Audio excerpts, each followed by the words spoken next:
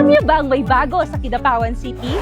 Ito ay ang Kidapawan City Public Pickleball Court na matatagpuan sa Kidapawan City Pavilion. Ito ay libre para sa lahat ng mga residente ng Kidapawan City at bukas mula alas 8 ng umaga hanggang alas 9 ng gabi. At nakadepende sa kategory ng mga manlalaro tulad ng Open, Beginners, Novice at Intermediate.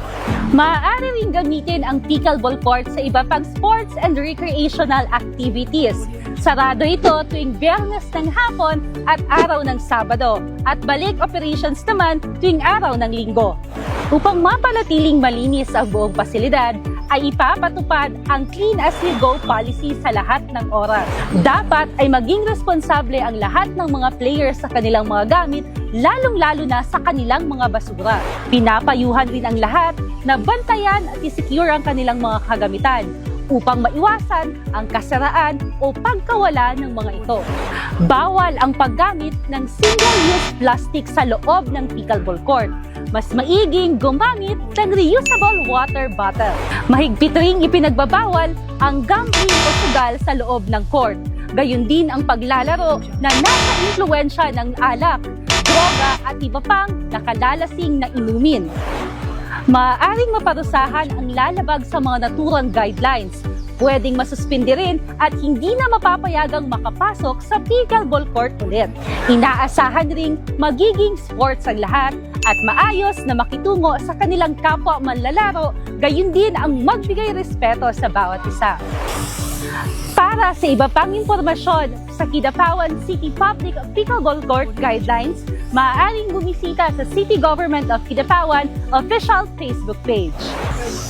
Para sa Kida Knows, it's Rizel, now you know!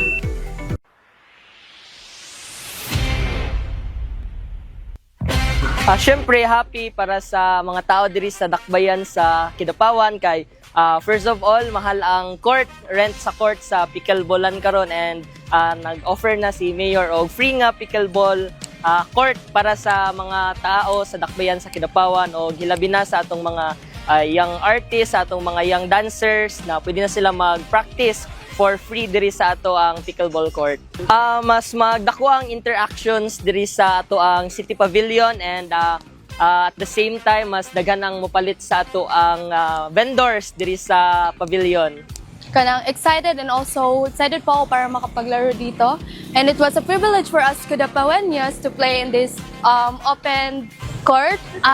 To all the Kidapawenyos po, we are free na po dito sa pavilion para po makapaglaro. It's also to all the dancers and also sa lahat-lahat po ng ones na maglaro dito. And that's First po is happy kay May po kay naipalibre si Mayor and ang City Government at Kidapawan and also exposure ni po sa tanan Kidapawan youth po na makipag-socialize and mag-unity po sa pagka-Kidapawan.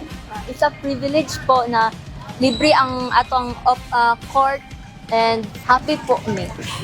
To all Kidapawenyo, arat na. Amo lang ginahangyo po na maging responsable po sa inyong mga basura and also na ingatan po ang court. So, syempre, happy kay naay pa free pickleball court si Mayor sa diri sa Kidapawan and sa karon is dagat nagasikat po ang pickleball nga dula and so dagan na po ang mga gapangitaw mga court. So karon na siya libre. So happy po. Happy. So mga taga-Kidapawan, tara na. Dula na ta and maging responsible lang po sa mga basura pag gumagamit sa court is limpyuhan jud.